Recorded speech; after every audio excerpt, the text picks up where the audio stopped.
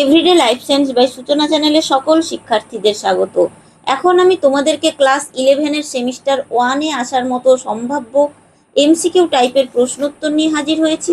তোমরা ভিডিওটি স্কিপ না করে দেখতে থাকো এবং চ্যানেলটি সাবস্ক্রাইব করে দাও।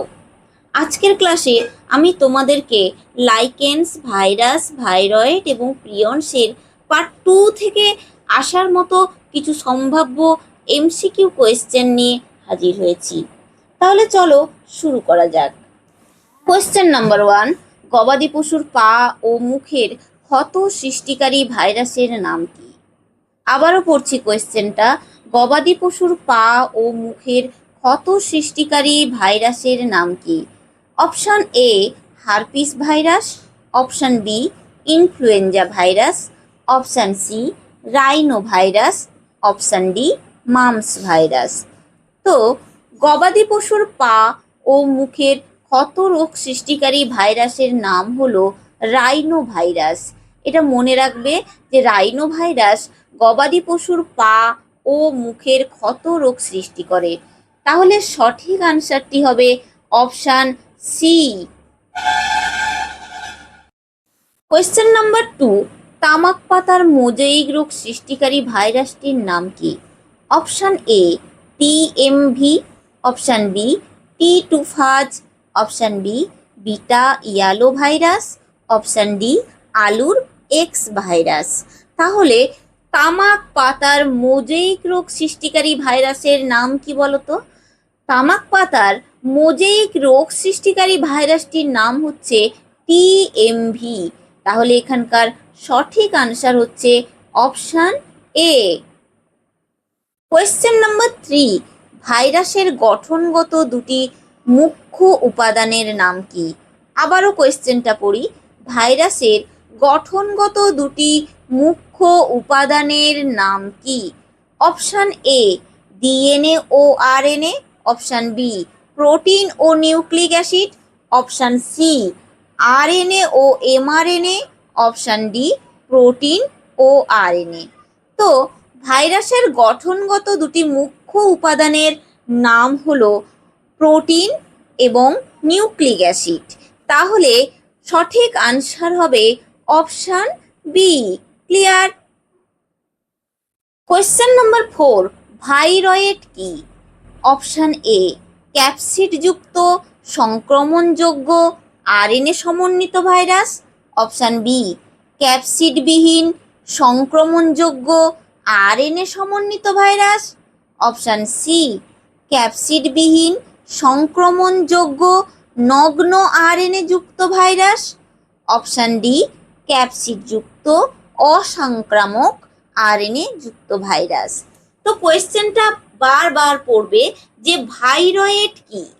তো ভাইরয়েড হলো ক্যাপসিডবিহীন সংক্রমণযোগ্য নগ্ন আরএনএ যুক্ত ভাইরাস। ক্লিয়ার? তাহলে সঠিক আনসার হচ্ছে option C. Question number 5, nucleate কি? কি বললাম? নিউক্লিয়েট কি? অপশান এ ভাইরাসের বংশগতি বস্তু, অপশান বি ব্যাকটেরিয়ার বংশগতি বস্তু, অপশান সি ভাইরাস এবং ব্যাকটেরিয়ার বংশগতি বস্তু, অপশান ডি কোনোটাই নয়। তো নিউক্লিয়েটটা কি? নিউক্লিয়েট হচ্ছে ভাইরাসের বংশগতি বস্তু। তাহলে সঠিক আনসার কি হবে বলতো? Option A. কোয়েশ্চেন নাম্বার 6, এনভেলাপবিহীন ভাইরাসকে কি বলা হয়? Option A infected virus, option B নগ্ন বা ন্যাকেড ভাইরাস, অপশান সি নগ্নবিহীন virus, option D non infected virus. তো এনভেলাপবিহীন ভাইরাসকে কি বলা হয়? এনভেলাপবিহীন ভাইরাসকে বলা হয় নগ্ন বা ন্যাকেড ভাইরাস। তাহলে সঠিক আনসার হচ্ছে option B. Question number 7, ribo virus হলো এক ধরনের, অপশান এ উদ্ভিদ ভাইরাস, অপশান বি নগ্ন virus, option C infected virus, option D প্রাণী ভাইরাস। তো কোয়েশ্চেনটা আবারও পড়ো। রাইবো ভাইরাস হলো এক ধরনের কি ভাইরাস? এই রাইবো ভাইরাস হলো এক ধরনের প্রাণী ভাইরাস। তাহলে সঠিক আনসার হচ্ছে option D. Clear? Question number 8, এনভেলাপের একককে কি বলা হয়? তো এনভেলাপের একককে কি বলে? কোয়েশ্চেনটা সুন্দর করে পড়বে প্রথম। Option A capsomere, option B peplomer, option C capsomere এবং পেলপোমিয়ার উভয়ই বলা হয়, অপশান ডি এগুলোর কোনোটিই নয়। তো এনভেলাপের একককে কি বলা হয়? এনভেলাপের একককে বলা হয় পেলপোমিয়ার। কি বলা হয়? পেলপোমিয়ার। তাহলে সঠিক আনসার হচ্ছে option B. Question number 9, influenza ভাইরাসের আভ্যন্তরীণ অ্যান্টিজেন হিসেবে কাজ করে কোন অপশানটি? Option A RNP, option B GDP, option C DNA, option D RUBP। তো ইনফ্লুয়েঞ্জা ভাইরাসের আভ্যন্তরীণ অ্যান্টিজেন হিসেবে কাজ করে RNP, রাইবো নিউক্লিয় প্রোটিন। RNPর পুরো নাম কি? আমি লিখে দিচ্ছি, রাইবো নিউক্লিয় প্রোটিন। ঠিক আছে, এটি হচ্ছে RNPর ফুল ফর্ম। তাহলে সঠিক আনসার হচ্ছে option A. Question number 10, capsid মধ্যস্থ অংশকে কি বলে? কোয়েশ্চেনগুলো বারবার পড়বে। আবারও পড়ছি, ক্যাপসিড মধ্যস্থ অংশকে কি বলে? Option A DNA, option B RNA, option C nucleoid, option D nucleotide. তো ক্যাপসিড মধ্যস্থ অংশকে বলা হয় কি বলতো? নিউক্লিওয়েড। এই নিউক্লিওয়েড ডিএনএ অথবা আরএনএ দ্বারা গঠিত হয় সাধারণত। এই নিউক্লিওয়েড সাধারণত কি দ্বারা গঠিত হয়? ডিএনএ অথবা আরএনএ দ্বারা। তাহলে সঠিক আনসারটি হচ্ছে অপশান সি। কোয়েশ্চেন নাম্বার 11, ব্যাকটেরিওফাজের পুচ্ছে কোন উৎসেচক থাকে যা পোষক কোষ প্রাচীরকে দ্রবীভূত করতে সাহায্য করে? কি বললাম কোয়েশ্চেনটা? ব্যাকটেরিওফাজের পুচ্ছে কোন উৎসেচক থাকে যা পোষক কোষ প্রাচীরকে দ্রবীভূত করতে সাহায্য করে? Option A phosphatase, option B lysozyme, option C ligase, option D gyrase. তো কোয়েশ্চেনটা বারবার পড়বে, আর যদি ভালো লাগে চ্যানেলটি তাহলে সাবস্ক্রাইব করে দিয়ে যাবে। তো ব্যাকটেরিওফাজের পুচ্ছে কোন উৎসেচক থাকে যা পোষক কোষ প্রাচীরকে দ্রবীভূত করতে সাহায্য করে? এটি উৎসেচকটি হচ্ছে লাইসোজাইম। কোন উৎসেচক থাকে? লাইসোজাইম। ক্লিয়ার? তাহলে সঠিক আনসারটি কি হচ্ছে বলতো? Option B. Clear? Question number 12, TMV ভাইরাসের জেনেটিক পদার্থের নাম কি? কোয়েশ্চেনটা আবারও পড়ছি, এগুলো ভালো করে পড়বে। টিএমভি ভাইরাসের জেনেটিক পদার্থের নাম কি? টিএমভি ভাইরাসের জেনেটিক পদার্থের নাম হলো অপশান এ আরএনএ, যেটি হচ্ছে এসএস। এই এসএস এর ফুল ফর্ম হচ্ছে সিঙ্গেল স্ট্যান্ডার্ড। ঠিক আছে, এই এসএস এর ফুল ফর্ম হচ্ছে সিঙ্গেল স্ট্যান্ডার্ড। ক্লিয়ার? তাহলে এ হচ্ছে, এ অপশানে কি আছে? RNA single standard RNA, option বিতে আছে ডিএনএ, অপশান সিতে হচ্ছে ডিএনএ এবং আরএনএ এবং ডিএনএ উভয়ই, অপশান ডিতে কোনোটাই নয়। তো টিএমভি ভাইরাসের জেনেটিক পদার্থ হচ্ছে সিঙ্গেল স্ট্যান্ডার্ড আরএনএ। তাহলে সঠিক আনসারটি হচ্ছে অপশান এ। তোমাদের কিন্তু কমন কোয়েশ্চেন আসার মতো করেই কোয়েশ্চেনগুলো করেছি। কোয়েশ্চেন নম্বর 13, টিএমভি ভাইরাসের ক্যাপসিড কতগুলো ক্যাপসোমিয়ার দ্বারা গঠিত? হ্যাঁ, টিএমভি ভাইরাসের ক্যাপসিড কতগুলো ক্যাপসোমিয়ার দ্বারা গঠিত? অপশান এ 2000টি, অপশান বি 2100টি, অপশান সি 2130টি, অপশান ডি 2150টি। তো টিএমভি ভাইরাসের ক্যাপসিড কতগুলো ক্যাপসোমিয়ার দ্বারা গঠিত বলতো? টিএমভি ভাইরাসের যে ক্যাপসিড রয়েছে তা 2130টি ক্যাপসোমিয়ার দ্বারা গঠিত। এটা একেবারে মনে রেখে দেবে। তাহলে সঠিক আনসার কি হচ্ছে? অপশান সি, তাই তো? কোয়েশ্চেন নাম্বার 14, প্রিয়নস কি? অপশান এ সংক্রমণযোগ্য প্রোটিন কণা, অপশান বি অসংক্রামক প্রোটিন কণা, অপশান সি সংক্রমণযোগ্য কার্বোহাইড্রেট কণা, অপশান ডি অসংক্রামক কার্বোহাইড্রেট কণা।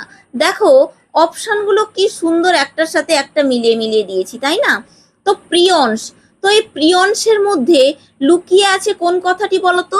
এই প্রিয়নসের মধ্যে লুকিয়ে আছে যে কথাটি সেটি হচ্ছে প্রোটিন। কোন কথাটি লুকিয়ে আছে?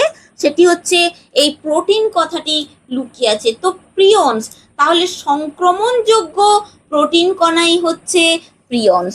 তাহলে সঠিক আনসারটি হচ্ছে কোনটি বলতো? Option A. Question number 15, prions কি দিয়ে গঠিত? প্রিয়নস কি দিয়ে গঠিত? অপশান এ আম্লিক অ্যামিনো অ্যাসিড, অপশান বি ক্ষারীয় অ্যামিনো অ্যাসিড, অপশান সি ক্ষারীয় প্রোটিন, অপশান ডিতে আম্লিক প্রোটিন। তো প্রিয়নস কি দিয়ে গঠিত? অবশ্যই তোমাদের মাথায় রাখতে হবে এই প্রিয়নস কি দিয়ে গঠিত। দেখো আমি এখানে 4টি অপশানের 4টি যে আনসার দিয়েছি সেই আনসারগুলো খুবই কাছাকাছি থাকা আনসার।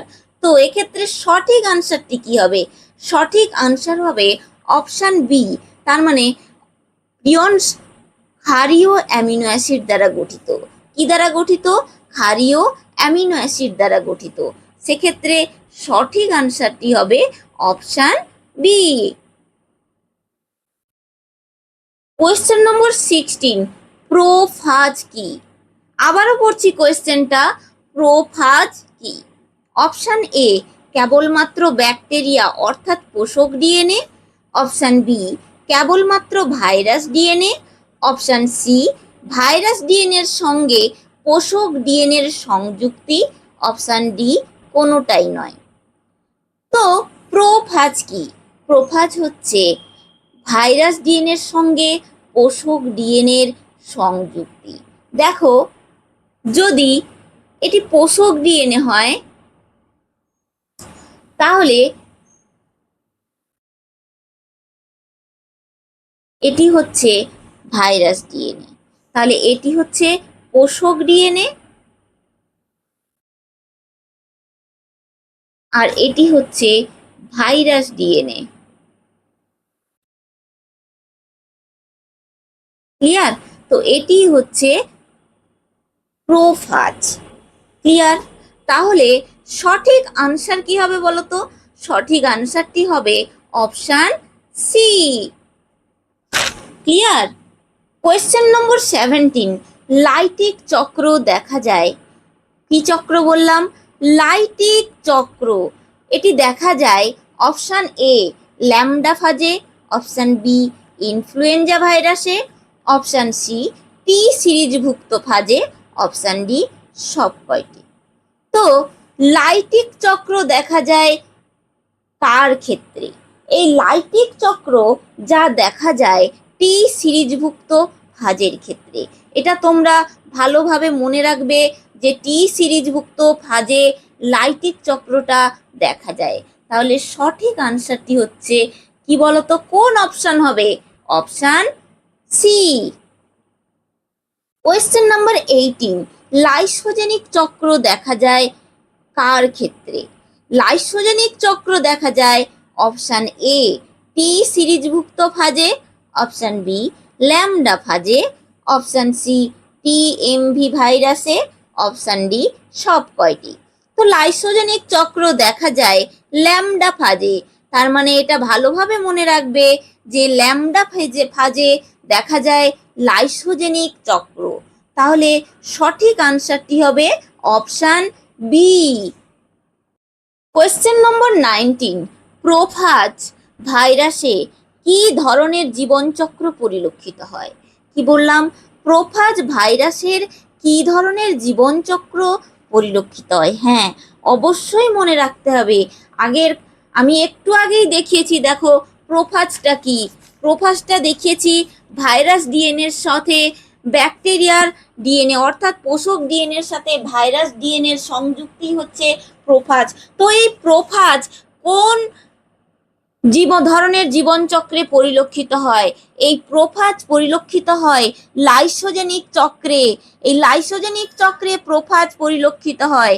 তাহলে সঠিক আনসারটি হবে অপশান এ। কোয়েশ্চেন নম্বর 20, ভিরুল্যান্ট ফাজে কোন চক্র পরিলক্ষিত হয়? আবারও কোয়েশ্চেনটা পড়ছি, ভিরুল্যান্ট ফাজে কোন চক্র পরিলক্ষিত হয়?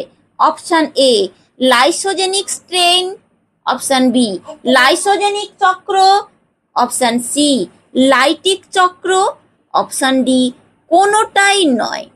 তো ভিরুল্যান্ট ফাজে কোন চক্র পরিলক্ষিত হয়? ভিরুল্যান্ট ফাজে পরিলক্ষিত হয় লাইটিক চক্র। কোন চক্র পরিলক্ষিত হয়? লাইটিক চক্র। তাহলে সঠিক আনসার হচ্ছে অপশান সি।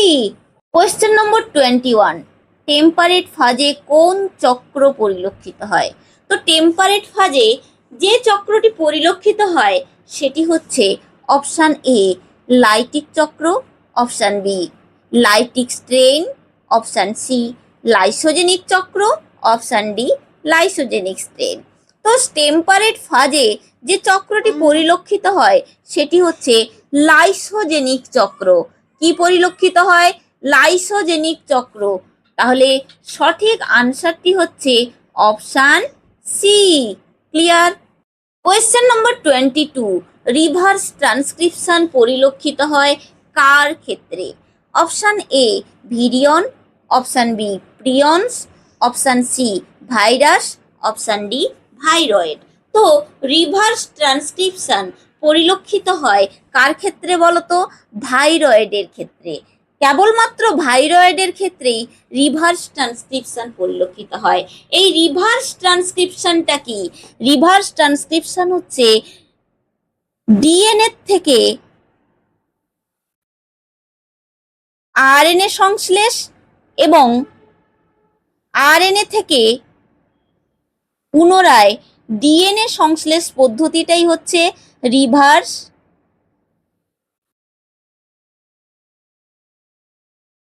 ট্রান্সক্রিপশন। ক্লিয়ার? তাহলে রিভার্স ট্রান্সক্রিপশনটা কি হলো? ডিএনএ থেকে আরএনএ সংশ্লেষ এবং আরএনএ থেকে পুনরায় ডিএনএ সংশ্লেষের পদ্ধতিটাই হচ্ছে reverse transcription. Question number 23, TMV হলো option A helical virus, option B binal virus, option C spherical virus, option D polyhedral virus. তো টিএমভি হলো কোন ভাইরাস? এটা এমনি মনে রাখবে যে টিএমভি এক ধরনের হেলিক্যাল ভাইরাস, অর্থাৎ টিএমভি হলো হেলিক্যাল ভাইরাস। তাহলে সঠিক আনসারটি হচ্ছে option A. Question number 24, TMV প্রথম আবিষ্কার করেন কে? তো এতক্ষণ তো টিএমভি টিএমভি বলেই যাচ্ছি। তো টিএমভির পুরো নাম কি বলতো? টিএমভির পুরো নাম হচ্ছে টোবাকো মোজেইক ভাইরাস। কি বললাম? Tobacco mosaic virus.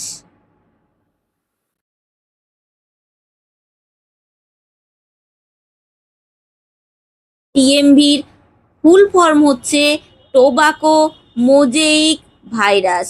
ক্লিয়ার? তো এই টোবাকো মোজেইক ভাইরাস প্রথম আবিষ্কার করেন কে? এই টোবাকো মোজেইক ভাইরাস প্রথম আবিষ্কার করেন option A Jenner, option B Pasteur, option C লোফ, অপশান ডি স্ট্যানলি। তো টিএমভি ভাইরাস প্রথম আবিষ্কার করেন সায়েন্টিস্ট স্ট্যানলি। তাহলে সঠিক আনসারটি হচ্ছে option D. Question number 25, variola ভাইরাসে কি থাকে? তো ভ্যারিওলা ভাইরাসে কি থাকে? Option A double standard RNA, option B double standard DNA অর্থাৎ ডিএস ডিএনএ। এই ডিএস এর ফুল ফর্ম হচ্ছে ডাবল স্ট্যান্ডার্ড।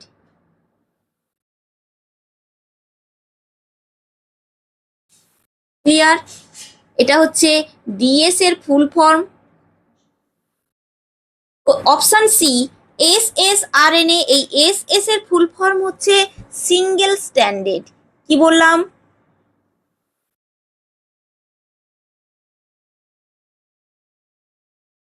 এসএস এর ফুল ফর্ম হচ্ছে সিঙ্গেল স্ট্যান্ডার্ড। অপশান ডি হচ্ছে সিঙ্গেল স্ট্যান্ডার্ড ডিএনএ। তো ভ্যারিওলা ভাইরাসে কি থাকে? এটা এমনি মনে রেখে দেবে তোমরা। ভ্যারিওলা ভাইরাসে থাকে ডাবল স্ট্যান্ডার্ড আরএনএ অর্থাৎ ডিএস আরএনএ। তাহলে সঠিক আনসারটি হচ্ছে অপশান এ। কোয়েশ্চেন নম্বর 26, পেলপোমিয়ার থাকে কার ক্ষেত্রে? Option A viroid, option B bacteria, option C TMV virus, option D influenza virus. তো এই যে পেলপোমিয়ার, এটি মূলত দেখা যায় ইনফ্লুয়েঞ্জা ভাইরাসের ক্ষেত্রে। এটা ভালোভাবে মনে রাখবে যে পেলপোমিয়ার ইনফ্লুয়েঞ্জা ভাইরাসের ক্ষেত্রে দেখা যায়। তাহলে সঠিক আনসারটি হচ্ছে কি বলতো? Option D. কোয়েশ্চেন নম্বর 27, অতিরিক্ত ঠান্ডায় বসবাসকারী ভাইরাসকে কি বলে? অতিরিক্ত ঠান্ডায় বসবাসকারী ভাইরাসকে বলা হয় option A thermophilic, option B mesophilic, option C thermodurics, option D cryophilic. তো অতিরিক্ত ঠান্ডায় বসবাসকারী ভাইরাসকে বলা হয় ক্রায়োফিলিক। তো ক্রায়োফিলিক মানে অতিরিক্ত ঠান্ডায় বসবাসকারী ভাইরাস। তাহলে সঠিক আনসারটি হচ্ছে option D. Clear? Question number 28, DNA ও আরএনএ উভয়ই বর্তমান ভাইরাসটি হলো option A reo virus, option B retro virus, option C coliphage, option D simian virus. তো দেখো ডিএনএ এবং আরএনএ উভয়ই বর্তমান যে ভাইরাসটিতে সেটি হচ্ছে রেট্রো ভাইরাস। তাহলে একটু আগেই তোমাদেরকে বললাম যে রেট্রো ভাইরাসের ক্ষেত্রে রিভার্স ট্রান্সক্রিপশন লক্ষ্য করা যায়। তো রেট্রো ভাইরাসের ক্ষেত্রে তার মানে ডিএনএ এবং আরএনএ উভয় বর্তমান। তাহলে অপশন হবে option D B.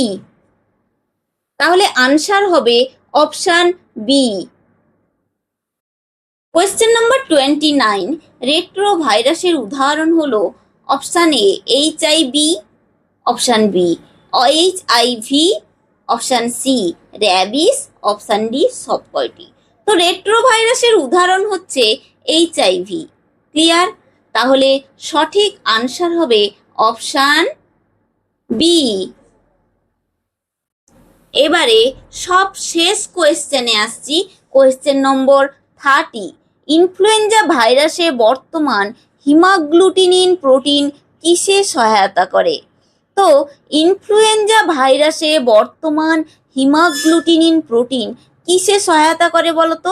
Option A রক্ত জমাট বাঁধতে, অপশান বি আরবিসিকে ভেঙে দিতে, অপশান সি আরবিসিকে দানা বাঁধতে, অপশান ডি সব কয়টি। তো এটি হবে অপশান সি আরবিসিকে দানা বাঁধতে। তাহলে সঠিক আনসারটি হচ্ছে অপশান সি। ক্লিয়ার? তাহলে ভিডিওটি আজকে এখানেই কমপ্লিট করলাম। ভিডিওটি কেমন লাগলো অবশ্যই কমেন্ট সেকশনে লিখে পাঠাও এবং চ্যানেলটি লাইক শেয়ার সাবস্ক্রাইব করে পাশে থাকা বেল আইকনটি প্রেস করো যাতে পরবর্তী নোটিফিকেশন তোমাদের কাছে পৌঁছে যায়। ধন্যবাদ।